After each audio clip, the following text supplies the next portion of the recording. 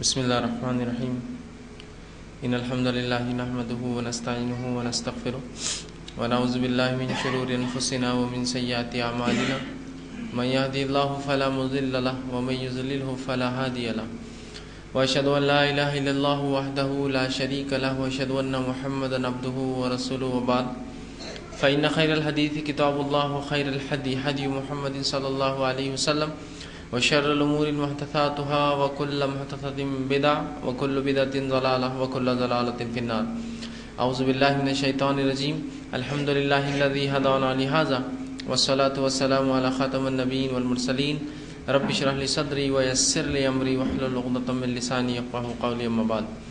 تمام تعریفیں اس اللہ عز و جل کے لیے لائق و زیبا ہے جو تمام جہانوں کا بنانے والا اور اسے پالنے والا ہے، اور درود و سلام اس کے آخری نبی محمد صلی اللہ علیہ وسلم پر.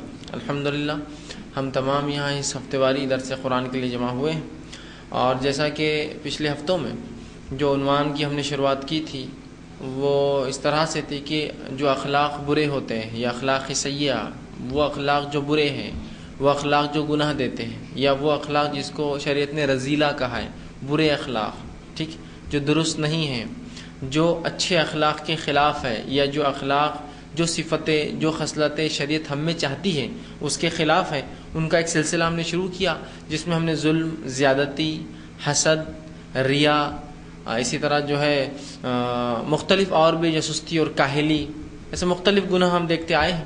آج انشاءاللہ عزیز اور جو ہے چند گناہ اس میں اضافہ کرنے کی کوشش کروں گا تاکہ ان گناہوں کی قباحت بھی ہمارے سامنے ہو، اور پھر انشاءاللہ عزیز ہم کوشش کریں کہ ان گناہوں سے بچیں.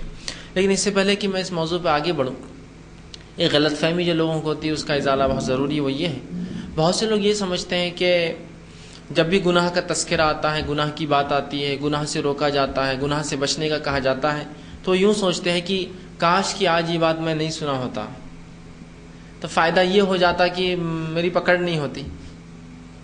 یار آج تو یہ گناہ معلوم ہو گیا، اگر نہیں سنتا تو بچ جاتا تھا، پکڑ نہیں ہوتی تھی. اب سن لیا ہوں چونکہ میں، تو اب میری پکڑ زبردست ہونے والی ہے، اب اللہ گرفت کرے گا، پہلے نہیں کرتا تھا.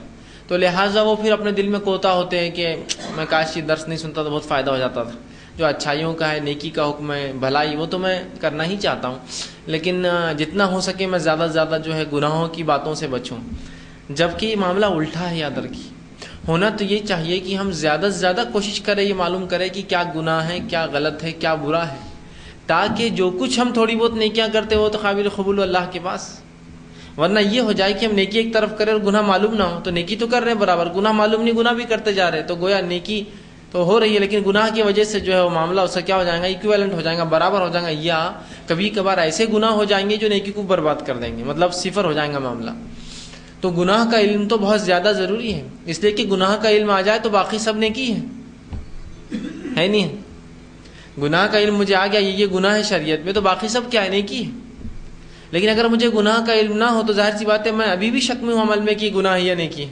یار اپن کر تو رہی ہے لیکن یہ صحیح ہے کیا، یہ جا تو رہے اپن لیکن درست ہے کیا، کھا تو رہے اپن حلال ہے کیا، پھر شکوک ہوتے ہیں. جبکہ اگر حرام کا علم ہو تو حرام بہت مختصر چیز ہے، معلوم آپ کو، باقی سب حلال ہے. حلال کی فہرست نہیں شریعت میں، حرام کی فہرست ہے، اس لیے کہ بہت کم ہے. تو یہ بہت اہم ہوتا ہے، یاد رکھیے. تو اس سے بچیے مت، ڈریے مت کہ نہیں آ رہا، آج نہیں آتا تو بچ جاتا ہے گناہ سے. آپ سن لیے تو اب گناہ ملیں گا، اب تک نہیں سنے تو بچ گئے تھے. نہیں، کس نے کہا کہ سن لیے تو گناہ نہیں ملتا اور گناہ ملتا ہے اور نہیں سنے تو بچ جاتے ہیں. اگر ایسا ہوتا کہ گناہ معلوم نہ ہونے سے اللہ مغفرت کر دیتا تو پھر کیا ہی بات تھی. پھر تو دین اور شریعت اور رسولوں کی بات سنتے ہی نہیں، ہم بھاگ جاتے ان کو دیکھتے ہی کہ اب یہ بولیں گا تو سنیں گے، سنیں گے تو عمل کرنا پڑے گا، سنو ہی مت تو بچ جائیں گے.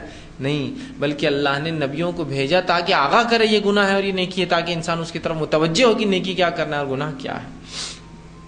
اسی کڑی میں آج جو گناہ میں آپ کے سامنے رکھنے والا ہوں، یہ گناہ ایسا ہے جس کو بڑا ہم نے عام سمجھ لیا، اور یہ گناہ کا نتیجہ بہت سخت ہوتا ہے، اور وہ ہے خود پسندی اور غرور.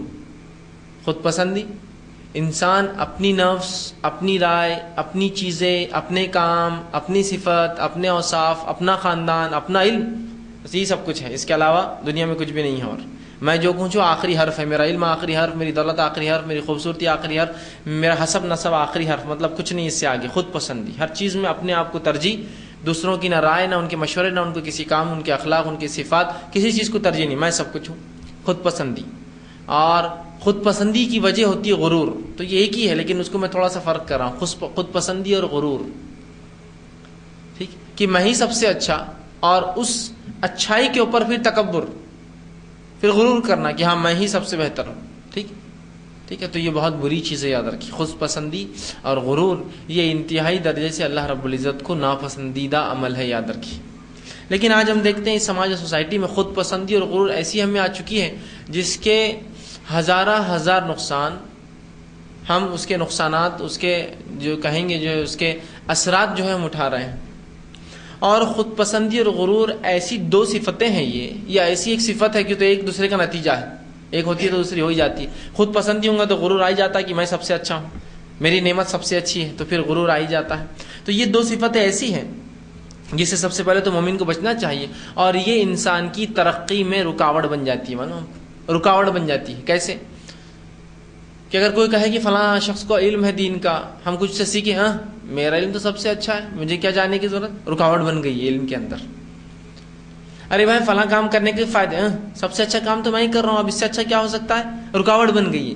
تو خود پسندی اور غرور بہت سارے اچھے کاموں میں کیا بن جاتا ہے؟ رکاوٹ بن جاتا ہے. اگر مجھے پتا چلا کہ مجھ سے زیادہ عالم کوئی شخص ہے لیکن خود پسندی اور مجھ میں غرور ہے، تو میں کیا کہتا ہوں؟ میں تھوڑی اس سے علم حاصل کر سکتا ہوں، اس لیے کہ وہ کہاں میرے علم کے برابر ہوں گا. تو اس عمل نے، خود پسندی اور غرور نے مجھے علم حاصل کرنے سے روک دیا نا. میں نہیں جاؤں گا اب، اس لیے کہ میں نہیں چاہتا ہوں اس کے پاس جاؤں، اس لیے کہ میں جاؤں گا تو میں چھوٹا کہلاؤں گا، چونکہ میں سیکھنے جا رہا ہوں اس سے. ٹھیک، جبکہ یہ الٹ ہونا چاہیے. عبداللہ ابن مسعود رضی اللہ عنہ فرماتے ہیں، قرآن کی ایسی کوئی آیت نہیں ہے جس کا شان نزول مجھے نہ معلوم ہو اور جس کی تفصیلات مجھے نہ معلوم ہو. ہر چیز. اور یاد رکھیے کبھی کبھار کچھ علم کو، کچھ چیزوں کو بتانا بھی ضروری ہوتا ہے تاکہ لوگوں کو پتہ چلے ایسے لوگ بھی ہم میں، اور یہ اللہ کی شکر، نعمت کے شکر میں ہوتا ہے، یہ کفر میں یا غرور میں نہیں تھا. تو کہا ایسی کوئی اللہ کی کتاب کی آیت نہیں جس کا علم مجھے نہ ہو اور جو کب نازل ہوئی مجھے معلوم نہ ہو، اور اگر مجھے یہ پتہ چل جائے کہ مجھ سے زیادہ علم والا کوئی موجود ہے تو میں فوراً اس کے پاس جاؤں گا اور اس سے علم سیکھوں گا. یہ نہیں کہا کہ اب بس عبداللہ جو کہہ دے آخری حرف ہے. کیا کہتے ہیں عبداللہ ابن مسعود رضی اللہ عنہ کہ میں جو ہے قرآن کی ایسی کوئی آیت نہیں جس کے بارے میں سوال مجھ سے کرو اور مجھے پتہ نہ ہو کب اتری تھی، کیا شان نزول تھا، کیا واقعہ تھا، اور یہ آیت کس پس منظر میں اس کا کیا معنی ہے. لیکن اگر مجھے یہ علم ہو جائے کہ مجھ سے زیادہ علم والا ہے تو میں دوڑتا ہوا جاؤں گا اور اس سے علم سیکھنا شروع کر دوں گا. ٹھیک. تو خود پسندی اور غرور کیا کرتے ہیں؟ بہت ساری نعمتوں سے، بہت سارے فائدہ اٹھانے سے فل سٹاپ لگا دیتے ہیں ہم کو، روک دیتے ہیں ہم کو. اسی طرح اس کا نتیجہ یہ ہوتا ہے کہ بہت ساری نعمتیں عذاب بن جاتی ہیں. بہت ساری نعمتیں، بہت ساری صلاحیتیں عذاب بن جاتی ہیں انسان کے لیے. اس لیے کہ یہ نعمتیں تو جو ہے ہمیں دنیا کے اندر فائدہ دینا، اگر مال ہے تو نعمت ہے، استعمال کیجیے اچھی اچھی جگہوں پر. صحت ہے تو نعمت ہے، استعمال کیجیے. ٹھیک ہے. علم ہے تو نعمت ہے، استعمال کیجیے. ہے نا. اللہ نے صحیح سالم جسم دیا ہے تو استعمال کیجیے. عقل دی ہے، صحیح سالم استعمال کیجیے. تو نعمتیں ہیں. تو یہ خود پسندی اور غرور بہت ساری نعمتوں کو جس کا ثواب ہونا چاہیے اس کو عذاب میں تبدیل کر دیتا ہے، اس کو گناہوں میں تبدیل کر دیتا ہے. اسی طرح جو ہے بہت ساری عزتوں کو ذلت میں تبدیل کر دیتا ہے. یہ بہت ساری عزتوں کو ذلت میں تبدیل کر دیتا ہے. جہاں انسان کبھی کبھار اطاعت اور فرمانبرداری کر کے اونچا ہوتا ہے، یہ خود پسندی اور غرور والے کو لگتا ہے اطاعت فرمانبرداری کروں گا تو اپنے آپ کو نیچا کروں گا. مشرکین مکہ نے، قریش نے یہ سوچا کہ رسول اللہ صلی اللہ علیہ وسلم کی بات ماننا، اپنے آپ کو جھکانا ہے. تو بہت سارے جو اچھائی سے محروم رہ گئے وہ لوگ. انہوں نے یہ سوچا کہ ہم جو کہہ رہے بس وہ صحیح ہیں، ہم جو بات کر رہے وہ صحیح ہیں. تو خود پسندی اور غرور کیا کرتا ہے کہ بہت ساری نعمتوں کو غرور کے نتیجے میں جو ہے وہ ہمارے لیے عذاب بن جاتی ہیں، اور بہت ساری عزتیں ذلت میں تبدیل ہو جاتی ہیں. اگر وہ نبی اکرم صلی اللہ علیہ وسلم کی بات مان لیتے تو وہ جو ہے عزت میں تبدیل ہو جاتی، لیکن ان کی عزتیں ذلتوں میں تبدیل ہو گئی. تو خود پسندی اور غرور سے انسان کی بہت ساری عزتیں ذلتوں میں تبدیل ہو جاتی ہے، اور جو ہے اور بہت ساری اس کی طاقتیں اور توانائی کمزوری میں بدل جاتی ہے. جو اس کے لیے پازیٹیو تھا، اللہ کی نعمتیں طاقت اور توانائی دے رہی تھی، وہ اس کے لیے کیا بن جاتی ہے؟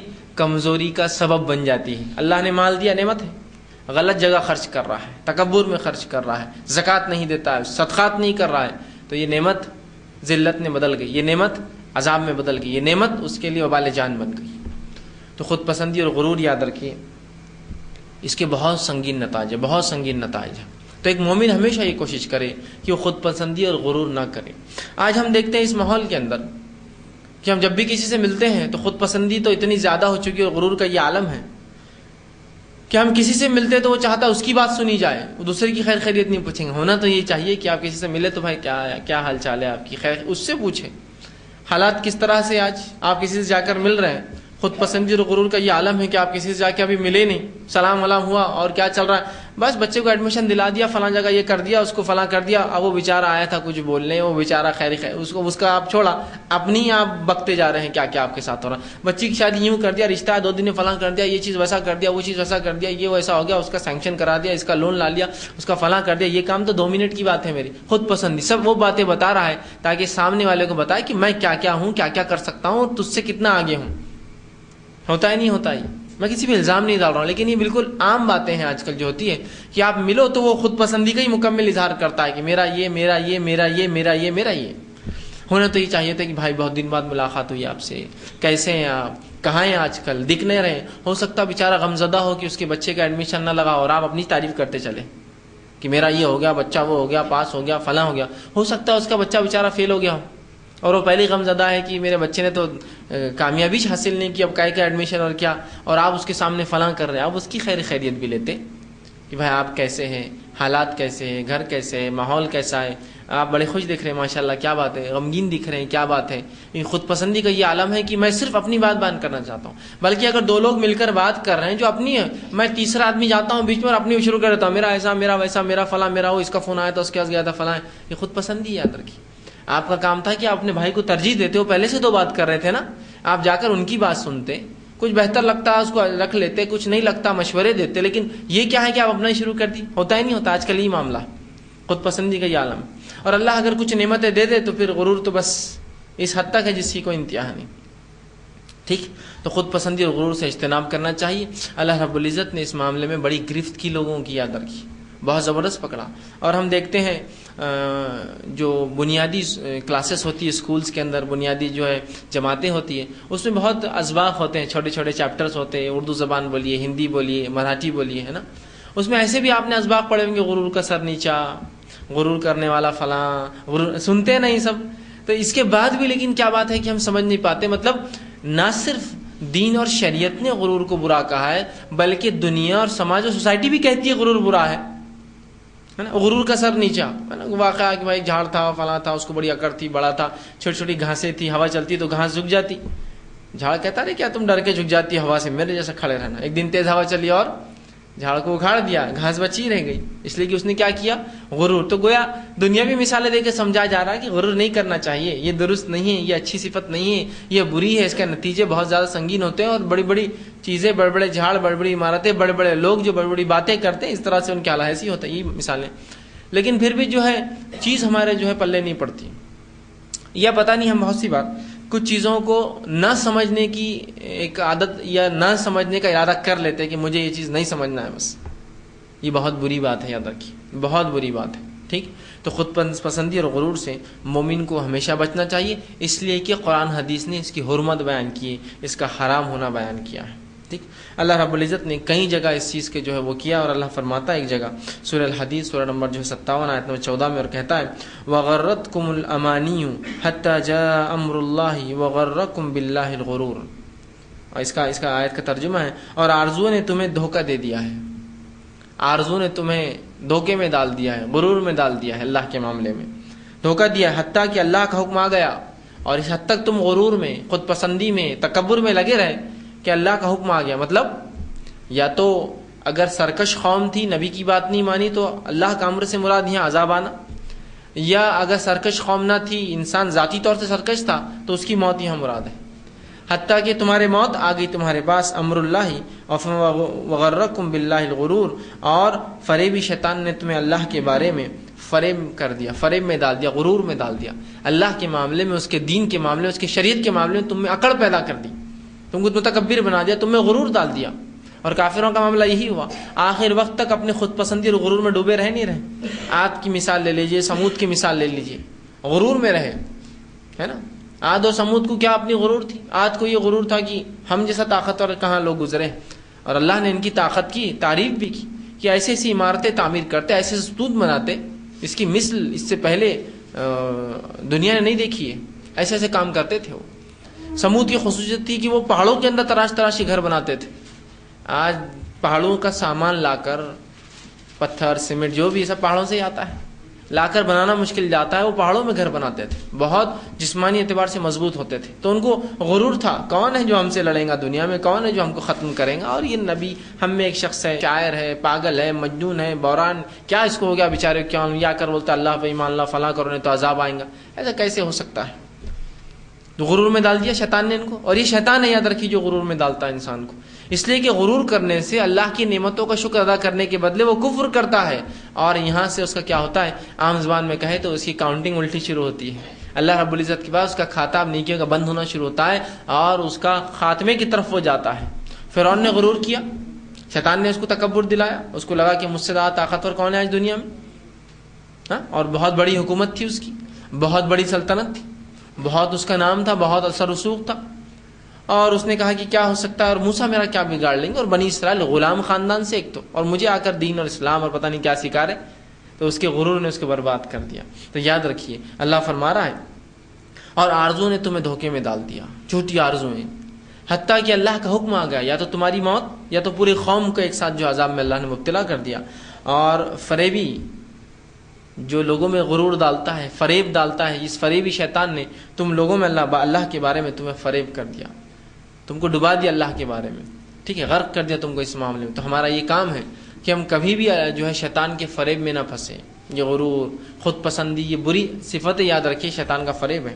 اسی طرح اللہ رب العزت قرآن میں فرماتا ہے ایک دوسری آیت میں، سورہ انفطار سورہ نمبر 82 اس کی آیت نمبر 6 میں اللہ نے فرمایا اور کہا یا ایھا الناس ما غرک بربک الکریم، اے انسانوں کس چیز نے تمہارے رب کے بارے میں تمہیں فریب میں ڈال دیا، کس چیز نے تمہیں جو ہے اپنے رب کے بارے میں غافل کر دیا تم کو، ٹھیک، جو کریم رب ہے تمہارا، جس نے تم کو پیدا کیا، سب کچھ کرتا ہے، کس چیز نے تمہیں اس کے معاملے میں جو ہے دھوکے میں ڈال دیا، کس چیز نے تمہیں اس سے دور کر دیا، ٹھیک۔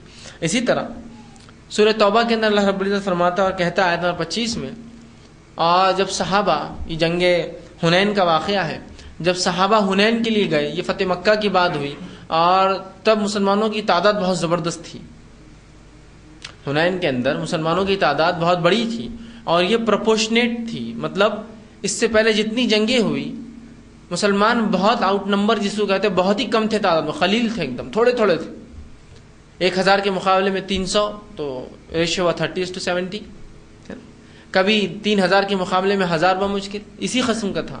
لیکن ایک جنگ یوں ہوئی، جنگ حنین، جس سے مسلمانوں کی تعداد کافی زیادہ تھی، تو جب اپنی تعداد کو دیکھا تو کہا آج تو کثرت تعداد کی وجہ سے مشکل ہے دشمن ہم پر حاوی آئے، مطلب ان کو شیطان نے غرور میں ڈال دیا۔ کیا بولا شیطان نے ان کو؟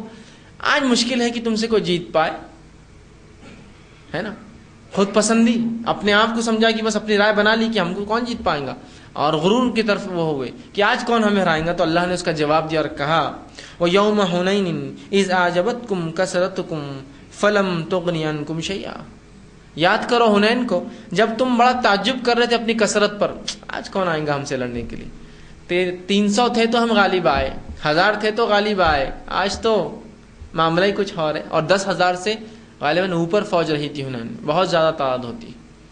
تو آج صحابہ کو یہ لگنے لگا کہ جب 300 تھے تو غالب آئے، 1000 تھے تو غالب آئے، آج تو کیا بات ہے، آج تو بہت تعداد ہے نا، اور صرف تعداد نہیں، آج غربت نہیں، آج اسلحہ ہے، سب کچھ ہے۔ تو اللہ فرماتا ہے وَيَوْمَ حُنَيْنٍ إِذْ أَعْجَبَتْكُمْ، اور حنین کے بارے میں یاد کرو جب تم کو تعجب ہونے لگا اپنی کثرت پر، تم اکڑنے لگے اپنے آپ پر کہ ہم تو بہت زیادہ ہیں، اور اسی اکڑ میں کیا ہوا، بہت سی اسٹریٹجیز نہیں بنائی جنگ کی، بہت بار ریلیکس ہو گئے۔ اس لیے میں نے پہلے کہا تھا نا کہ غرور، تکبر انسان کو کیا کرتا ہے، خود پسندی، بہت سی نعمتیں اس کے لیے زحمت بن جاتی ہے۔ تو یہاں کیا ہو گیا، کون ہمیں ہرائیں گا، اور اسی اس میں جب صبح صبح اٹھ کر فوجیں نکلی تو دشمن پہلے سے میدان میں حنین میں آ چکا تھا، اور نہ صرف آ چکا تھا، ایک درہ تھا جس میں سے مسلمانوں کو گزرنا تھا، ایک وادی تھی چھوٹی، اس سے گزر کر وہ حنین میں نکلیں گے میدان میں، تو دشمن پہلے سے آ کر وادی کے اوپر انہوں نے گھیراؤ کر لیا، اور جو ہی مسلمان فوج چھوٹے راستے میں گھسی، اوپر سے تیروں کے حملے شروع کر دیے۔ اب ظاہر سی بات ہے سب پوری فوج تتر بتر ہوگی نا، بھاگنے لگی، ہر کوئی بچانے لگا اپنے آپ، آگے والے آگے بھاگے، پیچھے والے پیچھے بھاگ گئے، جو جدھر بھاگ سکتا تھا بھاگ گئے۔ تو گویا اس خود پسندی کی وجہ سے سب سے پہلے اس میں جنگ کے پہلے مرحلے میں تو مسلمان ایک قسم شکستی کہیں گے، اگر جنگ کو تقسیم کیا جائے کہ بھائی پہلا مرحلہ، دوسرا، تیسرا، چوتھا، تو اس میں تو پہلے مرحلے میں شکست میں چلے گئے، سیدھا قدم اکھڑ کے بھاگنے لگ گئے سب ادھر ادھر۔ تو اللہ فرما رہا ہے اس دن کو یاد کرو حنین کی جب تم کو تعجب ہونے لگا اپنے تعداد پر. دیکھیے فتح اللہ کی طرف سے آتی ہے، کامیابی اللہ کی طرف سے آتی ہے، مدد اللہ کی طرف سے آتی ہے. تعداد سے کچھ نہیں ہوتا ہے. کیا ہوتا ہے واقعہ میں؟ تعداد سے کچھ نہیں ہوتا. کبھی کبھار بڑی تعداد بھی کچھ نہیں کر پاتی ہے.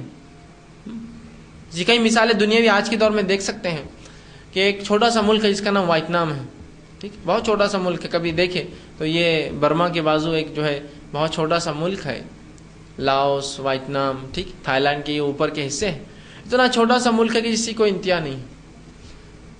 اور جب ان کے اندر آپس میں کچھ ہوتا ہے، سول وارز ہوتے ہیں آپس میں، اختلاف فوجوں کا، تو دنیا کی جو رہنمائی اور رہبری اور امن کے جو دائی بن چکے ہیں وہ ہر بار آ جاتے ہیں فوراً. جبکہ دیکھا جائے تو یہ قسم کے گدھ ہے، یہ بھیڑیے ہیں جو انسانیت کی اور جو ہے امن کے خلاف ہے، لیکن اپنے آپ کو جو ہے امن کا جو ہے یہ شیدائی اور امن، بلکہ دنیا میں امن قائم کرنے کا دعویٰ کرتے ہیں. امریکہ وہاں پہنچ گئے، ان کو لگا ان کا سول وار 2 منٹ میں ختم کریں گے، اس قوم کو ہٹائیں گے اور ظاہر سی بات ہے ایک ملک میں بیس مل جائیں گا. جہاں بھی یہ لوگ جاتے ہیں جنگ کرتے ہیں ایک بیس بنا دیتے ہیں. اس کو بھی تعجب ہوں گا اپنے آپ پر کہ ہم کیا ہے، ویتنام کیا ہے، نہ ان کے پاس ٹیکنالوجی ہے، نہ افراد ہے، نہ فوجیں ہیں، نہ کوئی اچھے اسلحہ ہے، نہ ان کے پاس جہاز ہے، کچھ بھی نہیں. کیا کریں گے؟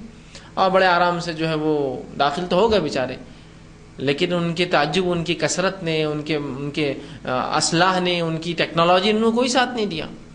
اور ہوا یوں کہ 10 سال کی جنگ کے بعد ذلیل الخوار اور رسوا ہو کر جو ہے 58,000 کی فوج نقصان میں، ان کے اپنے وہ پیمانے ہیں کہ 58,000 ان کی فوجی 10 سال میں مارے گئے، اور ذلیل الخوار ہو کے اس ملک سے ان کو جو ہے الوداع لینا پڑا. الوداع لینا پڑا ان کو. اتنی بری شکست کھائی انہوں نے، دنیا نے دیکھا اس شکست کو. ٹھیک، تو ایسا ہوتا ہے اس لیے کہ ان کو تعجب ہو گیا اپنی کثرت پر. کیا ہمارے سامنے ملک ٹکیں گے؟ اللہ نے ذلیل کیا. تو غرور کا معاملہ ایسی ہی ہوتا ہے. ٹھیک، تو اسی طرح اللہ فرما رہا ہے کہ جب تم کو حنین میں اپنی تعداد پر تعجب ہوا کہ آج تو کون آج ہم سے وہ کریں گا، آج تو بہت ہے نا. یہ بدر اور یہ جو ہے احد اور یہ دوسری جنگیں نہیں ہیں، خندق نہیں ہے کہ ہم کو اپنے آپ کو بچانا ایسے ڈیفنس میں. یہاں تو آج تعداد ہے. تو اللہ نے فرمایا عجبتکم کثرتکم، تمہاری تعداد نے تم کو تعجب، فلم تغنی عنکم شیئا، کیا کام آئی تمہارے لیے کثرت؟ پہلے اس میں تو اکھڑ گئے تمہارے قدم جھٹکے میں. اگر اللہ کی نصرت اور نہیں آتی، سکینت اللہ نہیں ڈالتا تو گئے. ابتدا میں اگر فوج ہل جائے تو یاد رکھیے وہ انتہا تک، خاتمے تک نہیں ٹک سکتی. پھر سائیکولوجیکلی، مورلی وہ ڈی مورل ہو جاتی ہے، نفسیاتی طور سے وہ جھک جاتے ہیں. یاد رکھیے پھر جیت مشکل ہو جاتی ہے. تو کہا وہ کثرت تمہارے کچھ کام نہ آئی. تو گویا یہاں صحابہ سے بھی غلطی ہوئی کہ ان کو تعجب ہوا اپنی کثرت پر. ان کو خود پسندی آ گئی کہ آج کون ہمیں ہرائیں گا، اور خود پسندی کی وجہ سے انسان میں غرور آ جاتا ہے کہ آج تو بس ہم ہی ہیں بس. تو اللہ نے کہا کیا کام آئی تمہارے لیے؟ تمہارا یہ غرور کیا کام آیا؟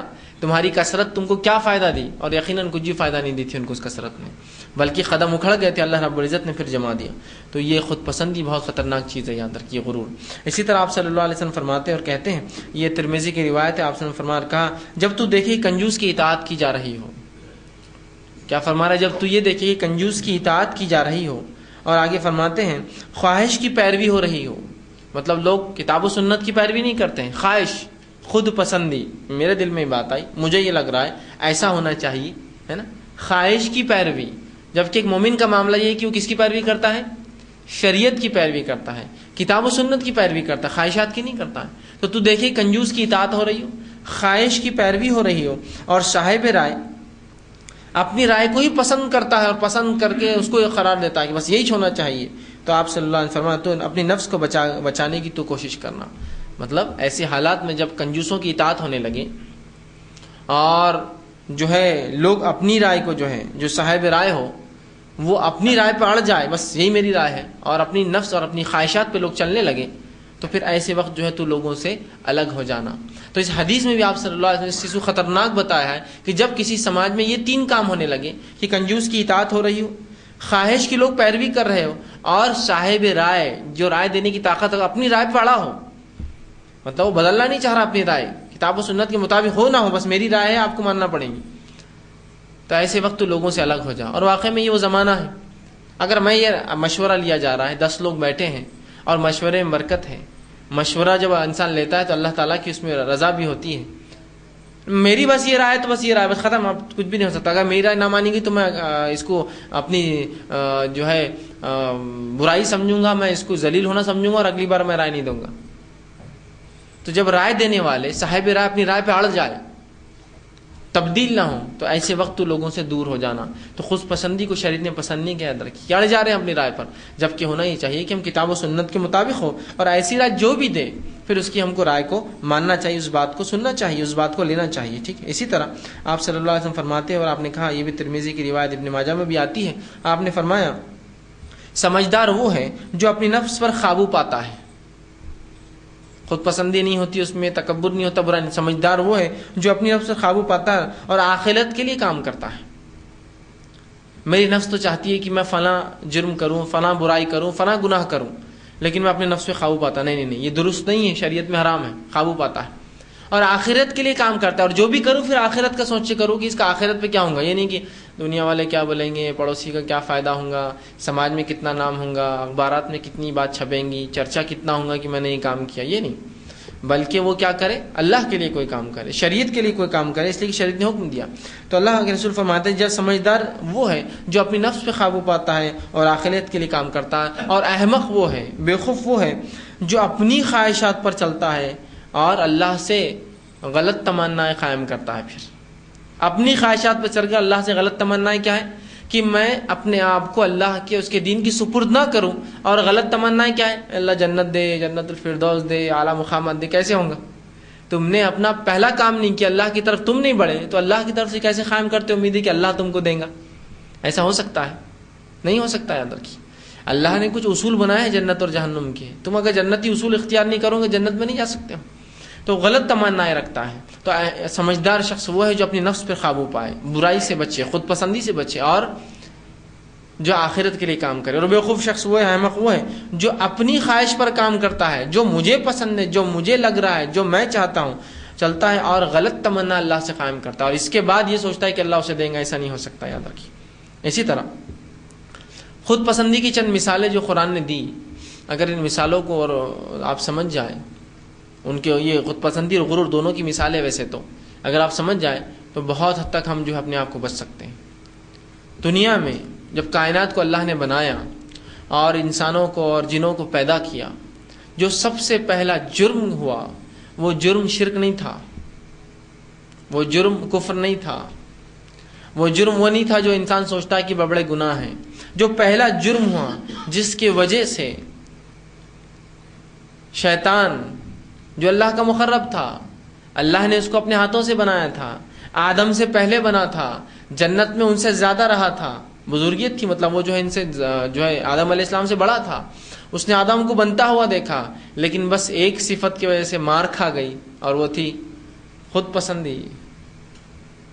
اور خود پسندی سے کیا ہوتا ہے انسان میں؟ غرور۔ خود پسندی کیا ہے نا، کیا نہیں کیا، یہی تھا نا جرم، شرک کیا شیطان نے؟ نہیں، شیطان نے شرک نہیں کیا اللہ کے ساتھ، اس نے بس کیا کیا جو اللہ نے فرمایا، جب ابلیس سے کہا کہ آدم کے سامنے جھک جاؤ تو وہ نہیں جھکا، اور جب اس سے پوچھا کہ اے ابلیس تجھے کس چیز نے روکا کہ تو آدم کے سامنے نہ جھکا، تو اس نے کیا جواب دیا سنیے، سورہ سواد سورہ نمبر 48 اور اس کی آیت نمبر جو اللہ رب العزت نے 72 نے فرمایا، خلقتنی من نار وخلقتہ من طین، میں اس کے سامنے جھکا آدم کے سامنے، جبکہ تو نے مجھے آنکھ سے بنایا ہے اور آدم کو مٹی سے۔ وہ جانتا تھا اس کی تخلیق کیسے ہوئی، تو کہا میں کیا اس کے سامنے جھکوں جو مٹی کا پتلا ہے، جبکہ تو نے مجھے کس سے بنایا ہے؟ آنکھ سے، اور آدم کو مٹی سے۔ گویا اس نے کیا کیا، شریعت کے اندر اطاعت تھی، اطاعت کے مقابلے میں خود پسندی، غرور کیا۔ اب اس کے غرور کیا تھا؟ اللہ نے مجھے آنکھ سے پیدا کیا ہے، آنکھ کی صفت کیا ہے؟ جب بھی لگتی ہے تو اوپر کی طرف اڑتی ہے نا، تو میں اونچا ہوں، اور مٹی کیا ہے، کہیں بھی رکھی وہ نیچے آ جاتی ہے نا، مٹی کو آپ چھوڑی نیچے گر جائیں گے، آنکھ تو اوپر ہی بڑھتی ہے۔ تو اس کی دلیل یہ تھی، جبکہ یہ دلیل جو اس نے دیا خود پسندی کی، یہ بھی احمقانہ دلیل تھی۔ کیسے آپ کہیں گے؟ وہ اس لیے کہ آنکھ کو جب تک کنٹرول میں نہ رکھا جائے، نظم اور ضبط میں نہ رکھا جائے، یہ صرف نقصان کے، کچھ فائدہ نہیں دیتی ہے۔ آنکھ کو جب تک نظم اور ضبط فل کنٹرول میں نہ رکھا جائے تب تک آنکھ کچھ فائدہ نہیں دیتی۔ مجھے بتائیے ایسا کوئی ایک واقعہ جس میں آنکھ کو کنٹرول نہیں کیا گیا اور اس نے فائدہ دی؟ اگر آنکھ لگائی جاتی بھٹی میں تو ویل کنٹرولڈ ہوتی ہو، زیادہ ہو جائیں گے نقصانوں کا۔ گاڑیوں کے انجن میں آنکھ ہوتی تو ویل کنٹرول ہوتی کہ اتنی آنکھ چھوڑی جائیں گی اس پر پلگ کے ذریعے، سے زیادہ نہیں ہونا نقصان دہ ہوں گی، ہے نا. کسی اگر کوئی بھی کام میں آگ کا استعمال ہو تو بالکل کنٹرول ہوتا ہے اس کا, بالکل کہ یہ پیمانہ ہوگا, اتنا گرم ہونا, اس سے زیادہ نہیں, فلاں فلاں, ہے نا. آگ کا معاملہ جب بھی ہوگا نظم اور ضبط میں ہی یہ فائدہ مند ہے نا, اس کے علاوہ نہیں ہے. مٹی تو کہیں بھی ہو فائدہ مند ہی ہے نہیں. پڑی ہے دھول تو کیڑے مکوڑے انڈے دیں گے, بچے نکلیں گے ان کی. پڑا ہے اس میں بیج گر جائے تو بیج پانی لگ جائے تو اگ جائیں گا. مٹی میں نقصان نہیں ہے کچھ بھی, فائدے ہی فائدے, پڑے رہے بھی تو فائدے, اور اس کے اوپر محنت کی جائے تو پھر تو اور ہی فائدے ہوتے ہیں. تو اس کی عقل جو ہے, اس کی دلیل بھی درست نہیں تھی. کہا مجھے آگ سے پیدا کیا اور اس کو جو ہے تیری مٹی سے. تو پہلا گناہ جو ہوا کائنات کے بننے کے بعد, وہ گناہ شرک نہیں تھا, خود پسندی تھی اور غرور تھا شیطان کا, کہ میں آدم سے انا خیر من, یہ لفظ بھی اس نے استعمال کیا جگہ قرآن نے بیان کیا, میں اس سے بھلا ہوں. اور کہا خلقتنی من نار, تو نے مجھے آگ سے پیدا کیا, وخلقتہ من طین, اس کو تو نے مٹی سے پیدا کیا, لہٰذا میں اس سے بہتر ہوں. تو یاد رکھیے, خود پسندی نہیں, شیطان نے خود پسندی کیا اور آدم کے برخلاف, جب کہ ہونا چاہیے تھا اطاعت کر لیتا, چاہے اسے لگتا وہ آنکھ سے بنا بہتر ہے جو بھی ہے, لیکن ابھی یہاں حکم کو ماننے کا مسئلہ ہے. لیکن کیا کیا, خود پسندی اور غرور. یاد رکھیے خود پسندی اور غرور بہت خطرناک چیز ہے. دیکھیے پہلا گناہ جو اسی کی وجہ سے ہو. آئیے آگے. تو اللہ کی رحمتوں سے دور کر دیا گیا, فرشتوں کے مجلسوں سے دور کر دیا گیا, جنت سے نکالا گیا. یہ نتیجہ ہوا اس غرور اور اس خود پسندی کا. اسی طرح قوم عاد اور سمود, جن کو اللہ نے بڑی سلطنت دی, ان کو بھی تکبر آ گیا, آخرت کا انکار کر بیٹھے, نبیوں کو اپنے جھٹلایا, ہے نا. صالح علیہ السلام نے جو اونٹنی ملائی تھی, جو کہ ایک نمونہ تھی ان کے لیے, ایک معجزہ تھی, اس کو قتل کیا, اور کیا کچھ نہیں کیا, اور کہا لاؤ جس کا تم دعویٰ کرتے ہو, لاؤ وہ چیز. اللہ نے ان کو مکمل طور میں عذاب میں مبتلا کر دیا. خود پسندی کی, تکبر کیا, غرور کیا. اسی طرح حضرت سلیمان علیہ السلام نے ایک مرتبہ ایک نیت کی, حالانکہ یہ سیدھے سے جو ہے غرور کی کوئی علامت نہیں ہے, لیکن کچھ نہ کچھ خود پسندی آ گئی تھی, شریعت کو چھوڑ کر اپنی بات سوچ رہے تھے. اور رسول اللہ صلی اللہ علیہ وسلم فرماتے ہیں, ایک مرتبہ سلیمان علیہ السلام نے سوچا کہ آج میں اپنی پوری بیویوں کے ساتھ جو ہے اپنی بیویوں کے ساتھ ہم بستری کروں گا. اور ان کے تعلق سے آتا ہے ان کو 90 بیویاں تھیں یا 70, بہرحال اس شریعت میں ہو سکتا اس کی اجازت رہی ہو. تو سوچا کہ آج میں سب سے ہم بستری کروں گا, اس نیت سے کہ ان سے ہونے والی اولاد, اس کو اللہ کی راہ میں جہاد میں وہ کر دوں گا. کیا کر دوں گا؟ میں اپنی بیویوں سے ہم بستری کروں گا, اور جو اولاد پیدا ہوں گی یہ تمام اولادوں کو اللہ کی راہ میں جہاد میں لگا دوں گا. یہ نیت کی, لیکن انشاءاللہ نہیں کہا, خود پسندی آ گئی. میرا یہ ارادہ ہے کہ آج میں فلاں کام کروں گا, اور جتنی اولادیں ہوں گی ان کو اللہ کی راہ میں کروں گا. انشاءاللہ کہنا بھول گئے. قرآن میں اللہ نے اس بات کو دہرایا, اور سلیمان کے سامنے اس کے تخت پر ایک بے جان چیز لا کر رکھ دی گئی.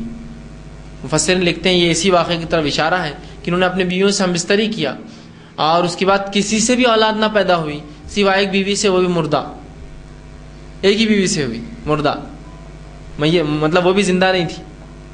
اس لیے کہ سلیمان علیہ السلام کی نیت اچھی تھی, لیکن انہوں نے یہ کیسا سوچ لیا کہ اللہ پورے لڑکے دیں گا ان کو, اور یہ کیسا سوچ لیا کہ اللہ واقعی میں اولاد دیں گا اس ہم بستری سے, ہے نا. ان کا کام تھا کہ وہ کہتے انشاءاللہ, وہ کہنا بھول گئے. تو اللہ نے دیکھیے کیسی پکڑ کی اپنے نبی کی, انشاءاللہ نہیں کہنے کی وجہ سے. سلیمان علیہ السلام نے کوئی سیدھا غرور نہیں کیا تھا, لیکن کچھ نہ کچھ حد تک یہ بات آ گئی تھی کہ آپ اپنے ارادے پہ چل رہے تھے کہ میں یہ چاہتا ہوں, کہ میں یہ سوچتا ہوں کہ ایسا ہو, اور مجھے اس سے یہ اولاد پیدا ہو, اور تمام کے تمام کو میں مجاہد بنا دوں گا.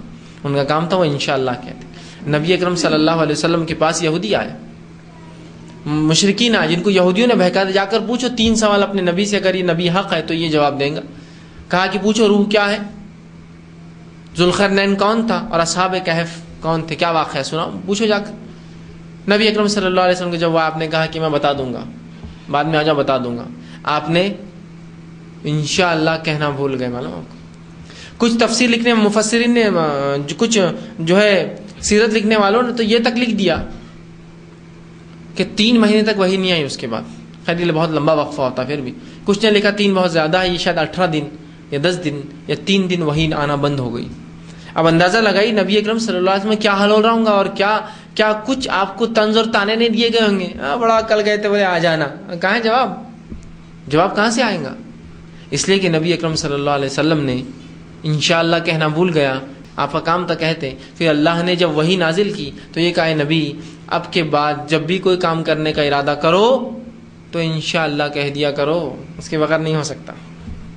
ہے نا. اسی طرح جنگ حنین کا معاملہ میں نے آپ کے سامنے رکھا. جنگ حنین میں صحابہ کو کثرت سے تعجب ہوا کہ آج کون غالب آئیں گا, اور اللہ نے جو ہے ان کے قدم ہی اکھاڑ دیے. بعد میں بہرحال پھر اللہ کی طرف سے جو ہے مدد آ گئی. ٹھیک. اسی طرح وہ کام جہاں ہم غرور کا مظاہرہ کرتے ہیں وہ چیز بھی دیکھ لیں. چند مثالیں. علم, کہ کچھ لوگ ہوتے ہیں کہ انسان جو کثرت علم پر اپنے اوپر تعجب کرنے لگتا ہے, کثرت علم کے اوپر, کہ میرے پاس تو بڑا علم ہے, اور اس وجہ سے وہ لوگوں سے علم سیکھنا چھوڑ دیتا ہے, علم حاصل کرنا چھوڑ دیتا ہے, کسی کو اپنا استاد نہیں مانتا, اور اپنے ہی تکبر میں ڈوب جاتا ہے. یاد رکھیے, اور یہ تباہ کن چیز ہے بہت. تو پہلی چیز جو لوگ کرتے ہیں, جو تکبر ہے, جو خود پسندی ہے, وہ اس کا مظاہر آپ دیکھنا ہے اگر, تو وہ یہ ہے کہ انسان غرور کا جو مظہر آپ دیکھ سکتے وہ علم ہے. کہ اگر علم اللہ کچھ دے دے تو انسان اس پہ تکبر کرنے لگتا ہے کہ میرے جیسا علم تو کسی کو نہیں ہے, میں جو بول سکتا ہوں صحیح ہے, مجھے مکمل طور سے علم ہے. اور یاد رکھیں, علم تو ایسا سمندر ہے جس کے بارے میں کوئی جو اس کا احاطہ نہیں کر سکتا, اور کوئی نہیں بول سکتا کہ مجھے علم ہے. حتیٰ کہ اللہ کی ایک نبی موسیٰ علیہ الصلوۃ والسلام, اندازہ لگا, یہ پورے نبیوں کے واقعہ سنا رہا ہوں آپ کو ایک کے بعد ایک, ذرہ برابر بھی اللہ نے پسند نہیں کیا خود پسندی اور غرور کو. موسیٰ علیہ الصلوۃ والسلام کے بنی اسرائیل اور کہا ہے, موسیٰ دنیا میں کون ہے سب سے زیادہ علم والا؟ موسیٰ علیہ السلام کو لگا کہ میں ہی اس وقت کا سب سے بڑا برگزیدہ نبی ہوں, حالانکہ اور بھی انبیاء تھے, لیکن میں سب سے برگزیدہ ہوں. اولو العزم پیغمبروں میں 5 ہوتے ہیں, ٹھیک ہے, جس میں سے نوح علیہ السلام, ابراہیم علیہ السلام, موسیٰ علیہ السلام, عیسیٰ علیہ السلام اور محمد صلی اللہ علیہ وسلم. یہ اولو العزم پیغمبر ہے, یاد رکھیے, بہت پائے اور چوٹی کے پیغمبر ہے یہ 5. تو یہ ان میں سے تھے. تو ان کو لگا چونکہ اب اور کوئی تو ہے نہیں میرے جیسا, تو کہہ دیا شاید میں, یقینی طور سے نہیں لیکن میں ہی ہوں گا, اور کون ہوں گا, مجھ تک وہی آ رہی ہے, فرشتہ آتا ہے میرے پاس, اللہ مجھ سے کلام کرتا ہے, برگزیدہ اولو العزم پیغمبر ہوں. کہا سب سے زیادہ علم کس کو ہے, تو کہا شاید میں ہوں. یقینی طور سے نہیں کہا پھر بھی, لیکن کہہ تو دیا میں. اللہ کو پسند نہیں, یہ بات پسند نہیں. اللہ نے کہا ہے موسیٰ جاؤ فلاں جگہ جاؤ, ایک سفر کرو, اور وہاں فلاں ہمارا ایک بندے سے تمہاری ملاقات ہوگی, اس کے پاس جاؤ تاکہ تمہارے سوال کا جواب مل جائے. وہ نکلے وہاں سے اپنے ایک حواری کو لے کر, یوشع ابن نون کو, اور وہ دونوں چلے, کافی لمبا سفر کیا. ساتھ میں ایک ٹوکری تھی جس میں ایک مچھلی تھی. یہ بتایا گیا تھا کہ یہ مچھلی جب اچک کر یا نکل کر پانی میں چلی جائے تو سمجھ جانا وہاں تمہیں اس بندے سے ملاقات ہوگی. یہ دونوں نکلے, ٹوکری مچھلی لے کر چلے ندی کنارے سے, لمبا سفر کر لیا. ایک مقام پر مچھلی اچھلی اور پانی میں چلے گئی, لیکن یوشع بتانا بھول گئے کہ مچھلی گئی. جب لمبا اور سفر کیا تو کہاں ہے بھائیو, تو کہا شیطان نے مجھے بھلا دیا, وہ مچھلی تو بہت پیچھے چلے گئی تھی کود کر. کہا چلو وہاں گئے تو وہاں اللہ رب العزت نے ان کو جو ہے خضر علیہ السلام سے ملایا. خضر علیہ السلام نے ایسے کام کیے, ایسی باتوں کا ان کو علم تھا جس کا علم موسیٰ علیہ السلام کو اللہ نے نہیں دیا تھا. تب موسیٰ علیہ السلام سمجھ گئے کہ میں سب سے زیادہ علم والا نہیں ہوں. تو علم ایک جگہ ہوتی ہے جہاں انسان غرور کرتا ہے کہ مجھ جیسا کوئی علم والا نہیں ہے, میں ہی سب سے زیادہ علم رکھتا ہوں, میرے برابر تو کوئی نہیں. اور یہ کوئی بھی قسم کا علم ہو سکتا, ضروری نہیں کوئی دینی علم ہو, دینی دنیاوی, کسی فن کسی شعبے کا. اور یاد رکھیں ہر بار آپ جہاں جاتے ہیں وہاں سے اوپر کے لوگ ملیں گے ہی آپ کو. علم تو ایسا سمندر ہے, اس کا خاتمہ ہی نہیں ہے نا کوئی. تو یہاں تو لوگ تکبر کرتے ہیں, اور علم میں جب تکبر کرتے ہیں دوسروں کو حقارت کی نظر سے دیکھتے ہیں, ارے ان کو کیا معلوم ہوگا, مجھے معلوم ہے. ایک صاحب ایک مرتبہ ایک شخص ان کے پاس آیا اور کہا کہ میں فلاں درس قرآن میں گیا تھا. تو کہا ارے وہاں جاتے ہیں آپ؟ تو کہاں جاتا ہوں. کہا کبھی ہمارے پاس بھی آئیے. تو کہا انشاءاللہ میں آؤں گا, ذرا آئیے تو آپ کو ذرا فرق محسوس ہوگا. پھر سمجھے, مطلب بتانا یہ چاہ رہے تھے کہ میرا علمی معیار ذرا اونچا ہے, تو کبھی میرے پاس بھی آئیے تو آپ کو فرق محسوس ہوگا کہ کیا درس قرآن ہوتا ہے.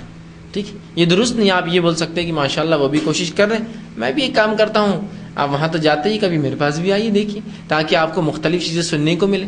تو جب انسان میں غرور آ جاتا ہے تو وہ دوسروں کے علم سے جلنے لگتا ہے, دوسروں کی باتیں سننا اس کے لیے بہت مشکل ہو جاتی ہے. ٹھیک ہے, وہ دوسروں کے علم سے پرہیز کرتا ہے اور اپنے آپ کو سب کچھ سمجھنے لگتا ہے, یہ غرور کا. اور پھر کیا کرتا ہے, دوسروں کو ذلیل, حقیر, بری نظروں سے دیکھتا ہے, کمتر سمجھتا ہے, کمزور سمجھتا ہے اپنے آپ سے, اور اپنے آپ کو سب کچھ سمجھتا ہے. یہ بہت عجیب بات ہے, اور آج کل یہ بات بہت زیادہ ہو چکی ہے کہ ہم کچھ دین کا علم حاصل کر لیتے ہیں اور بہت دنیا سے اپنے آپ کو اعلیٰ اور اونچا سمجھتے ہیں, ہے نا. ہوتا ہے نہیں, بلکہ کچھ لوگ تو ایسے ہیں جب ان سے کہا جائے فلاں فلاں فلاں باتیں دین کی, تو کہتے ہیں کیا آپ عالم ہیں. مطلب یہ بات وہ چاہتے ہیں کوئی عالم ان کی بات کا, بہت اچھی بات ہے. لیکن اس کے بعد جب وہ خود کچھ ایسے کام کر لیتے جس کے اندر انہیں لگتا ہے کہ ہمیں بہت علم آ گیا, تو اس کے بعد عالموں کو بھی حقیر سوال, ان کو کیا معلوم, میں فلاں فلاں کام کر چکا, مجھے معلوم. سمجھ رہا؟ تو حقارت نہیں، علم کے معاملے میں یاد رکھیے تو غرور نہیں کرنا چاہیے. تو یہ ایک مظہر ہوتا ہے جہاں انسان غرور کرتا ہے علم اور دوسروں کو چھوٹا اور نیچا سمجھتا ہے اور اپنے آپ کو سب سے اعلیٰ. دوسری جگہ جہاں انسان جو ہے غرور کرتا ہے وہ یہ ہے کہ مال کی کثرت. ارے میرے پاس تو اتنا مال ہے، اتنی دولت ہے، یہ غریب مجھ سے کیا بات کریں گے، وہ حقیر کیا مجھ سے بات کریں گے، وہ فقیر کیا مجھ سے بات کریں گے، وہ نوکر مجھ سے کیا بات کریں گے، وہ فلاں لوگ کیا کریں گے. یہاں اس آدمی میں کیا آ جاتا ہے؟ غرور آ جاتا ہے. اور مال کے غرور نے تو کئیوں کو ڈبایا. یاد رکھیے مال کے غرور نے کئی لوگوں کو ڈبایا. اور غرور کا بدلہ ایسا ہوتا ہے اللہ بہت جلدی فوراً بدلہ دیتا ہے، اس کا یاد رکھیے. تو مال کا غرور کہ لوگوں کو کمتر سمجھتا ہے، حقیر سمجھتا ہے، لوگوں کی حق مارتا ہے. اس لیے کہ جب مال ہوتا ہے تو انسان کیا سب کچھ ہوتا ہے. یاد رکھیے بہت سارے کام کر سکتا ہے. مال و دولت جو کچھ کر سکتے ہیں آپ کو اندازہ نہیں ہے مال کیا کر سکتا ہے. ٹھیک ہے، جو جاننے والے ہیں وہ جانتے ہیں کہ مال کیا کر سکتا ہے. اگر مال فائنانس آپ کے کنٹرول میں ہو تو آپ بڑے بڑے ملکوں کو چلا سکتے ہیں. بادشاہ چاہے کوئی بھی ہو، حکومت آپ کی چلیں گی، اس لیے کہ مال آپ کے پاس ہے. تو مال اس کا غرور ہوتا ہے انسان کو. ٹھیک، حالانکہ مال بھی اللہ کی ایک نعمت ہے عطا کردہ. اللہ چاہے تو دے، اللہ چاہے تو چھین لے. آپ مانگ سکتے ہیں کہ اللہ سے میرا حق ہے مجھے دے، چاہے تو دے چاہے تو چھین لے. تو مال پہ غرور کرتے ہیں لوگ. اور یہ غرور کی تو بہرحال کئی مثالیں. علم کا معاملہ تو ایسا ہوتا ہے کہ آج کل لوگ کہتے ہیں بھائی آپ علم والے، ہم کو تو اتنا نہیں پتا. یہ تکبر بہت کم، لیکن ایک خاص طبقے میں یہ تکبر بھی ملے گا کہ میں اس سے زیادہ علم والا ہوں. لیکن مال کا معاملہ تو آج یہ ہو چکا ہے کہ کسی کو انتہا نہیں، دکھاوا. اور یہ غرور ہے قسم کا کہ میرے پاس یہ مال ہے میرے پاس. اور اس چکر میں تو ایسے ڈوبے ہوئے کہ مرد عورت بچے بوڑھے کوئی نہیں بچا ہوا ہے نہیں، کوئی نہیں بچا ہوا ہے. کہ چھوٹا بچہ بھی ہوگا تو آپ دیکھیں گے اگر مال اس کے باپ کے پاس ہے تو اس میں بھی غرور ہے، اس لیے کہ اس نے اپنے بڑوں سے سیکھا کہ اس مال پر ایسا غرور کرنا چاہیے، اکڑ رکھنی چاہیے. تو اس کی چال بدل جاتی ہے، اس کا معاملہ بدل جاتا ہے، اس کی ہر چیز بدل جاتی ہے. یاد رکھیے مال ایک نعمت ہے، اللہ نے دیا اللہ نے چھین لے گا. اور اللہ نے کئی لوگوں کو مال دیا ہے، لیکن اس کے مال کے بعد بھی ان کی عاجزی اور انکساری دیکھیے واقعات موجود ہیں اچھے لوگوں کی. اور جس کو مال دیا، جس نے تکبر کیا، ان کی مثالیں موجود ہیں. صحابہ مثالیں ہیں کہ اللہ نے مال دیا اور کیسے اللہ کے نام میں خرچ کیا. سلیمان علیہ السلام ہے، داؤد علیہ السلام ہے، یہ بادشاہ تھے لیکن اپنے مال کو کیسے خرچ کیا. اس کے برعکس وہ لوگ جن کو اللہ نے مال دیا غلط جگہ خرچ کیا. فرعون ہے، حامان ہے، قارون ہے، اللہ نے مال دیا تکبر کیا، دنیا کے لیے مثال بن گئے قیامت تک کے لیے. اور انہوں کو اللہ نے مال دیا عاجزی انکساری اختیار کی کہ مال اللہ کی نعمت ہے، آج دیے صحیح استعمال کر لو، کل چلے جائیں گے تو روتے بیٹھیں گے، کر لو آج استعمال تو یہ خوش رہے. یاد رکھیے تو یہ اللہ کی نعمت ہے. تو مال پر تکبر، اور یہ معاملہ بہت ہی حد تک بڑھ جا رہا ہے. اور بالخصوص جب مال و دولت اللہ کسی کو عطا کرتا ہے یہ نعمت، تو خواتین بہت بڑھ چڑھ کر اس میں حصہ لیتی تاکہ بتائیں کہ ہمارے پاس کیا کیا، یہ لے لیجیے وہ لے لیجیے، اچھے سے اچھی چیزیں خریدیے، اچھے سے سامان لیجیے. لیکن وہ اس کی نیت تکبر نہ ہو، بتاوا نہ ہو، غرور نہ ہو کہ ہمارے پاس یہ ہے، بلکہ اللہ کا شکر ادا کرے کہ اللہ نے نعمتیں دی، بلکہ عاجزی اور انکساری کا پہلو رکھیں. جس طرح صحابہ کا معاملہ تھا. حسین رضی اللہ عنہ کے تعلق سے آتا ہے کہ اگر گھر میں کبھی کوئی ایسی چیز آ جاتی جو سماج میں نہیں ہوتی، ان کے پاس آم لائے گئے، مالدار انسان تھے، ان کے والد علی ہیں، خود بھی مالدار انسان تھے، تاجر تھے یہ لوگ. تو آم ظاہر سی طاقت رکھتے ہیں آم کھانے کی. آم گھر میں آئے تو جب آم کھایا تو لونڈی سے کہا کہ دوپہر کے وقت یا دن کے وقت ان چھلکوں کو باہر نہ پھینکنا، اس کو رات میں پھینکنا تاکہ لوگ نہ دیکھیں، اور ایسی جگہ پھینکنا کہ چھپ جائے، ورنہ ایسے بھی لوگ ہوں گے جو آم نہیں کھا سکتے ہوں گے بیچارے، کہیں ایسا نہ ہو میرے اس عمل سے یا اس چیز سے وہ دیکھ کر جو ہے اس طرف مائل ہو یا ان کو برا لگے کہ دیکھو یہ آم کھا رہے، ہم کو نہیں نصیب آم کھانا. حالانکہ وہ اللہ کی دی گئی نعمت تھی، وہ چاہتے تو اس کا شکر ادا کرتے تھے، کھا رہے پہ سب ٹھیک ہے. لیکن لوگوں کا خیال کہ لوگ اس سماج میں جہاں آم مشکل ہے، غربت ہے، ٹھیک نہیں دیکھیں گا. اللہ نے دیا ہے مجھے ٹھیک ہے، لیکن اب سب کو بھی ظاہر سی انسان بانٹ نہیں سکتا ہے. تو ایسا نہ ہو کہ میرے اس عمل سے تکلیف پہنچ جائے، چھپا کر وہ کر دو. یہ عاجزی اور انکساری ہے، غرور نہیں ہے ان میں ذرا بھی، تکبر نہیں ہے، اتنی احتیاط ہے. اسی طرح جو ہے حسین رضی اللہ عنہ کے تعلق سے آتا ہے، ایک مرتبہ گزرنے لگے، گھوڑے پر سوار تھے، کچھ لوگ راستے پہ نیچے بیٹھے تھے، مطلب بڑے ہی غریب لوگ تھے، اور انہوں نے کہا اے نواز رسول تھوڑا سا اتر کر آئیے ہمارے پاس، ہماری دعوت کو قبول کیجیے.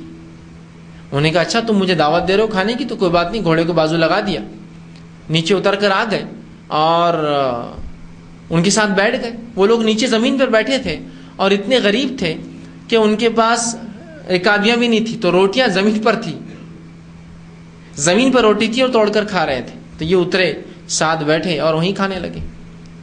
کسی نے پوچھا اے نواز رسول آپ ان کے ساتھ کہاں بیٹھ گئے تھے، کوئی بھی آپ کو دعوت دیں گا راستے میں پکڑ لیں گا تو کیا آپ اس کے ایسا ہو جائے؟ تو کہا انہوں نے مجھے دعوت دی تھی اور میں کیسے کس منہ سے انکار کرتا نہیں بول کر. اس لیے کہ اگر کوئی مومن دعوت دے تو مومن کے مومن پر جو حق ہے اس میں سے ایک ہے، دعوت دے تو ضرور جائے، انکار نہ کرے اس کی دعوت کا. تو کہا انہوں نے مجھے دعوت دی تھی، میں انکار کیسے کرتا.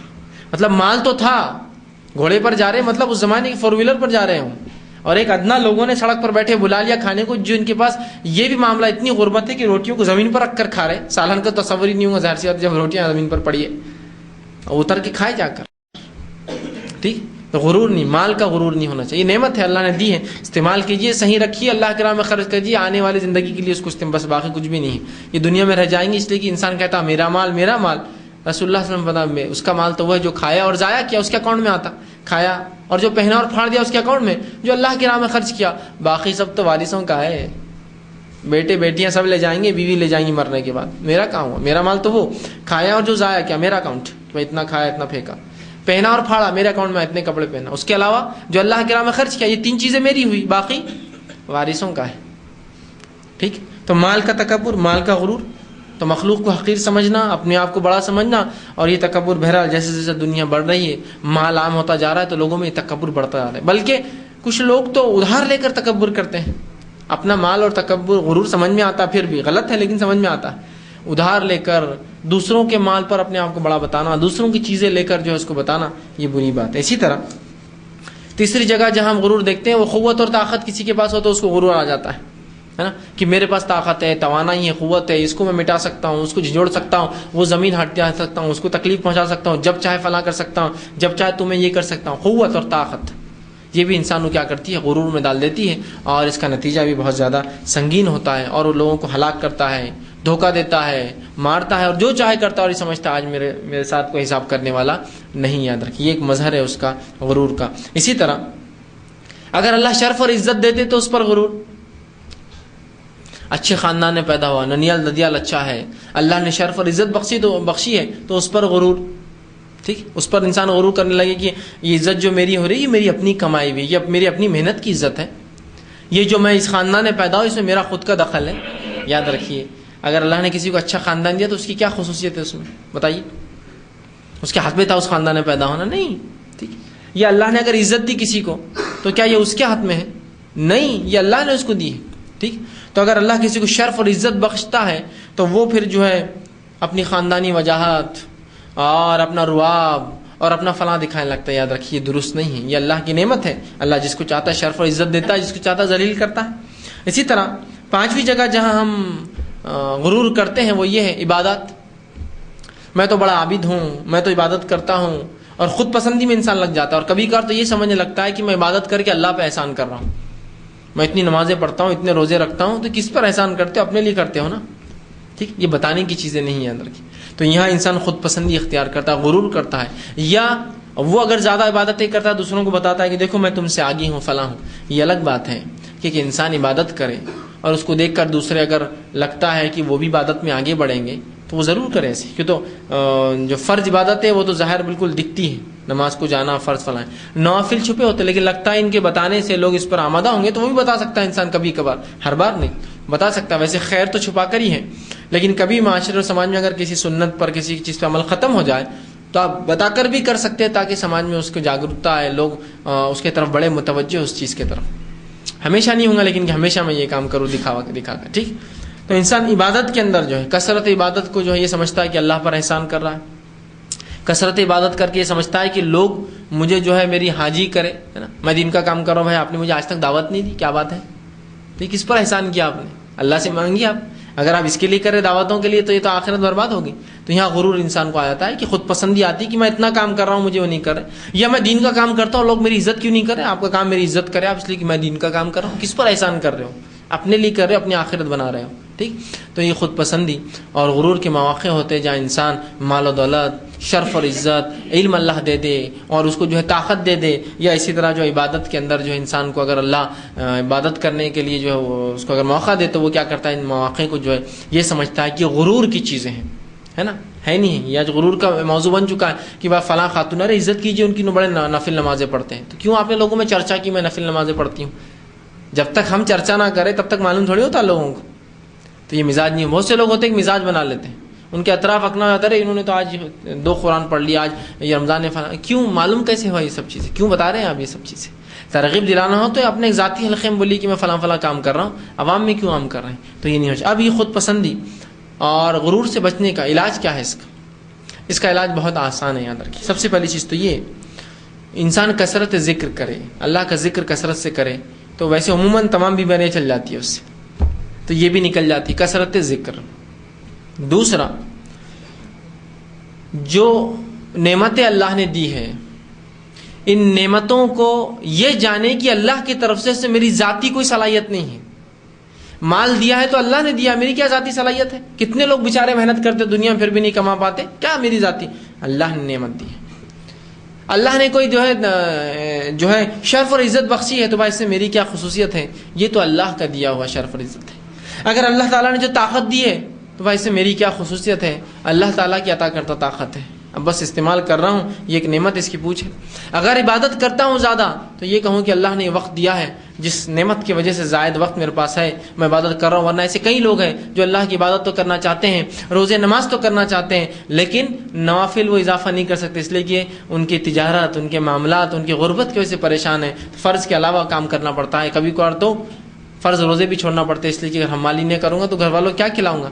تو الحمدللہ نے اتنا وقت دیا، آرام سے روزہ رکھ سکتا ہوں، ایسا کام دیا کہ کر سکتا ہوں، تو عبادتوں کا موقع دیا، صحت دی، تو ان نعمتوں پر شکر کرے آپ۔ تو جب انسان نعمتوں کو سمجھتا ہے، اس کی حیثیت کو سمجھتا ہے، تو اللہ کا شکر ادا کرتا ہے، تو انشاءاللہ عزیز اس کے اندر پھر یہ چیز نہیں آتی جس کو ہم کہتے ہیں کہ خود پسندی اور غرور نہیں آتی، پھر کہ اللہ نے مال دیا ہے، ٹھیک، مال دیا ہے تو اس میں تکبر اور غرور نہیں کرتا، وہ کہتا ہے، کوئی سے کہتا ہے، بھائی ہوتے ہیں لوگ چڑھا رہے ہیں اس کو، ارے بھائی کیا مال و دولت ہے آپ کا، تو فلاں ہے فلاں ہے، تو بھائی یہ اللہ کی نعمت ہے، بس استعمال کر لیں، دعا کیجیے، ورنہ اللہ تعالیٰ نے جو ہے ایسے کئی لوگ گزرے جن کو نہیں دیا ہے، الحمدللہ مجھے نعمت دی نا اللہ نے، بس اس پہ کوئی تکبر اور غرور نہیں، اپنے آپ کو بڑا نہیں سمجھ رہے، اللہ نے فلاں چیز دی کہ جو لوگوں کے پاس نہیں میرے پاس ہے، تو یہ کوئی نئی بات نہیں ہے، اس پہ تکبر غرور نہیں کرنا ہے، بلکہ الحمدللہ دیکھیے وہ چیز اللہ نے مجھے عطا کی جو دوسروں کے پاس نہیں ہے، الحمدللہ اس میں شکر ادا کرنا چاہیے۔ کسی معذور محتاج کو آپ دیکھیں تو آپ اللہ کا شکر ادا کیجیے، الحمدللہ اللہ نے دیکھو مجھے سب کچھ صحیح سلامت دیا، ورنہ دیکھو اسے چھین لیا، اس کی کیا غلطی تھی؟ اس میں کوئی غلطی تھی جو اسے چھین لیا؟ اور میری کوئی خصوصیت تھی جو مجھے دیا؟ نہیں، آزمائش ہے بھائی، اس کو دیا اور آپ کو نہیں دیا، آپ کو دیا اس کو نہیں دیا، آزما رہا ہے آپ کو۔ تو ہر نعمت کے تعلق سے پہلے تو یہ سوچے کہ اللہ کی عطا کرتا ہے، میری کوئی خصوصیت نہیں ہے، تو دیکھیے غرور خود بخود ختم ہو جاتا ہے، ورنہ شیطان تو پھر ایسا چڑھاتا ہے، ایسا غرور میں لگاتا ہے اور ایسے ٹھکانے لے جا کر انسان کو چھوڑتا ہے کہ جہاں سے اس کا واپس آنا وہ کیا کرتا ہے؟ ناممکن کرتا ہے، اس کے توبہ کے دروازے تک بند کر دیتا ہے۔ تو کوشش ہم کریں کہ جو کچھ چیزیں ہمارے پاس ہو خود پسندی نہ ہو اس میں ہمیں، بلکہ اللہ کا شکر ادا کرے اس نعمت کے لیے۔ اللہ نے مال دیا، شکر ادا کرے، عزت بخشی ہے، شکر ادا کرے، طاقت دی ہے، شکر ادا کرے، علم دیا ہے، شکر ادا کرے، خوبصورتی دی ہے، شکر ادا کرے، روپیہ پیسہ دیا، شکر ادا کرے، اچھے لباس پہننے کو، اچھی گاڑیاں عطا کیا، اللہ کا شکر ادا کرے، اچھی صحت دی، اللہ کا شکر ادا کرے۔ یہ نہیں کہ آپ غرور کرنا شروع کر دیں کہ میری صحت ایسی ہے، میرا مال ایسا ہے، میری بیوی اتنی خوبصورت ہے، ہمارے بچے تو ایسے ہیں، ہر چیز پہ انسان دیکھیے آپ جو تکبر کر رہا ہے، غرور کر رہا ہے۔ غرور کا معاملہ بہت سنگین ہوتا ہے اور دنیا میں ہی غرور کے بدلے اللہ دیتا ہے، معلوم؟ آخرت میں کیا ہوگا چھوڑ دیجئے، دنیا میں ہی اللہ رب العزت غرور کا بدلہ دے دیتا ہے، اور مغرور انسان کبھی بھی ذلیل ہوتا ہے، یاد رکھیے، لوگوں میں بے عزت ہوتا ہے، ہاں وہ کسی ایک مخصوص حلقے میں بڑا مشہور ہوگا، وہ ایک الگ چیز ہے، لیکن وہ کبھی بھی جو ہے لوگوں کا محبوب نہیں ہوتا ہے، لوگ پسند نہیں کرتے اس کو، بات سمجھ رہے ہیں آپ؟ تو یہ تمام چیزوں کو اگر اللہ کا ہم ذکر کرتے رہیں اور ہر نعمت کو یہ سوچے کہ اللہ کی عطا کردہ ہے، تو پھر یہ مسئلہ نہیں ہوگا، اس لیے کہ ایسا ہوتا ہے کبھی کبھار۔ صحابہ نے ایک بار اللہ کے رسول صلی اللہ علیہ وسلم سے پوچھا، کہا اللہ کے رسول آپ نے ہم کو اعمال ذکر اذکار بہت سے بتائے ہیں اور اتنا ثواب بتائے ان کے کرنے پر، تو ہم تو اتنا کر سکتے ہیں اس کو کہ ہمارے ثواب کیا ہو جائیں گے، فلاں کرے تو فلاں، فلاں کرے تو فلاں، فلاں کرے تو فلاں، لا الہ الا اللہ کی یہ فضیلت، سبحان اللہ وبحمدہ سبحان اللہ العظیم کی یہ فضیلت، فلاں کی یہ فضیلت، کتنے اعمال ہیں، یہ کرنے سے تو ہم کہاں چلے جائیں گے؟ تو رسول اللہ صلی اللہ علیہ وسلم فرمایا، اگر اللہ رب العزت روز قیامت جو تم نے اعمال جو کہہ رہے ہیں جس کی وجہ سے تم کو ایسا لگ رہا ہے کہ بہت زیادہ ہو جا رہے ہیں، اگر ایک پلڑے میں رکھ دے اور اپنی کوئی ایک نعمت دوسرے پلڑے میں رکھ دے تو یہ پورے عمل ہلکے پڑ جائیں گے۔ ایک نعمت کوئی رکھ دے اٹھا کر، ایک نعمت، آنکھ دی تھی تم کو، کیا کیا؟ کیا جواب دیں گے؟ ہاتھ دی تھے، کیا کیا؟ کیا جواب؟ ایک نعمت اٹھا کے ایک پلڑے میں رکھ دے تو تم اس کا حق ادا نہیں کر سکو گے ان پورے ذکر و اذکار سے، سمجھ؟ مطلب اللہ اگر بدلہ لینے کو بیٹھے تم سے جو دیا ہے تو بہت مشکل ہو جائیں گی، اور اللہ کے اتنے فضل ہوتے، یاد رکھیے کہ انسان پہ دن بھر میں اندازہ نہیں لگا سکتا۔ ہم ہوا لیتے ہیں، سانس لیتے ہیں، ایسا کوئی ٹیکس دیتا ہے سانس کا؟ آکسیجن لیتے ہیں اس میں سے؟ نہیں دینا پڑتا ہے ہم کو، ہے نا. ایک انسان، صحت مند انسان ایک دن کے اندر 800 لیٹر آکسیجن لیتا ہے اندر. مان لو صرف ایک دن، ایک دن کے اندر 800 لیٹر آکسیجن لیتے ہیں اندر، اور اس کو پھر باہر چھوڑتے ہیں. اگر اللہ یہ ایک نعمت گنا دے یا اس پر کچھ لگا دے کہ بھائی ہر لیٹر کے اوپر یہ دینا پڑے گا، کیا کریں گے بتائیے؟ کبھی کبھار دینا بھی پڑتا ہے نا. جب انسان بیمار ہو جاتا ہے تو آکسیجن پرچیز کرنا پڑتی ہے سلنڈر کے ذریعے. مکمل طور سے تو نہیں ہوتے لیکن اس کا متبادل ہوتا ہے وہ، ٹھیک. تو کتنا مہنگا پڑتا ہے؟ 2-3 ہزار روپے پڑ جاتا ہے اس کا ایک دن کا خرچہ. تو اندازہ لگا لیجیے اللہ اس کو فری دیتا. اللہ ایک نعمت اگر گنوا دے، ایک پلڑے میں رکھ دے فری آکسیجن، اور دوسری طرف تم نے جو کچھ کیا رکھ دیا اعمال، تو ظاہر سی بات ہے ہمارے اعمال تو بالکل بیکار ہے. بھریں گے کیا اس نعمت کے مقابلے میں؟ نہیں. تو صحابہ کا سب مغالطہ ہوا کہ ہم تو اتنے ذکر اذکار کر رہے، بڑے اجر بن جائیں گے. تو رسول اللہ نے کہا اللہ اگر آخرت میں ایک نعمت گنوانے بیٹھ جائے نا اور پلڑے میں رکھ دے تو یہ تمہارے پورے اعمال بھی جو اس کی برابری نہیں کر سکتے مل کر. یہ تو اللہ کا فضل ہے کہ ہمارے اتنے گناہوں کے بعد اور ہمارے ٹوٹے پھوٹے اعمال کو وہ قبول کر لیتا ہے. ٹھیک. تو یہ اصل چیز یاد رکھیے. تو انسان یہ سوچے کہ یہ نعمتیں ہیں، مال نعمت، ہر چیز نعمت. ورنہ آج معاملہ تکبر کا اس حد تک ہو گیا یا غرور کا کہ مجھے بتانے کی ضرورت نہیں. آپ سب جانتے غرور کے مظہر کہاں کہاں لوگ کیسے کیسے غرور کرتے ہیں. مال دولت، خوبصورتی، اچھا محلہ، اچھی سوسائٹی، اچھے لوگوں میں رہنا، اچھی چیزوں کا استعمال، سب غرور کی وجہ بنے ہوا ہے. سب غرور کی وجہ بنا ہوا ہے. اور اگر کوئی نہ کرے تو اس کو فرشتہ سمجھتے. کیا فرشتہ آدمی یار غرور نہیں کرتا. ٹھیک. آپ کو جو استعمال کی چیزیں ہیں استعمال کیجیے اچھی سے اچھی. غرور نہیں ہونا چاہیے. اللہ نے دیے بھائی، اللہ کی نعمت ہے. میں اگر کسی کو دیکھتا ہوں کہ اللہ نے اس کو وہ دیے تو میں بھی شکر ادا کروں کہ اللہ نے ماشاءاللہ دیکھو مسلمانوں کو سب ایسا دیا ہے نا. ہر بار ضروری تھوڑی ہر نعمت میرے پاس ہے نا. سماجی اعتبار سے بہت سی نعمتیں انسان کے پاس ہوتی ہیں تو انسان خوش ہو کہ ماشاءاللہ امت میں ایسے بھی لوگ ہیں جو اللہ نے ان کو یہ صلاحیت، یہ نعمت، یہ چیز اور یہ چیز دی ہے. یہ بڑی اہم چیز ہے، یاد رکھیے یہ بڑی اہم چیز ہے. تو انسان خود پسندی نہ کرے، غرور کا معاملہ نہ رکھیں، بلکہ ہمیشہ عاجزی اختیار کریں، ہمیشہ انکساری اختیار کریں، ہمیشہ اللہ کی نعمتوں کو یاد کرتا رہے جو اس نے دی ہے. تو انشاءاللہ جیسی بری صفتیں اس کے اندر پیدا نہیں ہوں گی. اسی طرح آپ صلی اللہ علیہ وسلم فرماتے ہیں، صحیح بخاری کی روایت فرمایا، تم میں سے کسی کو اس کا عمل نجات نہیں دلا سکتا. یہ بات یاد رکھ لیجیے. کسی انسان کو اس کا عمل نجات نہیں دلا سکتا جب تک کہ اللہ اس پر رحم اور فضل نہ کرے. کہا اللہ کے رسول صلی اللہ علیہ وسلم کیا آپ بھی؟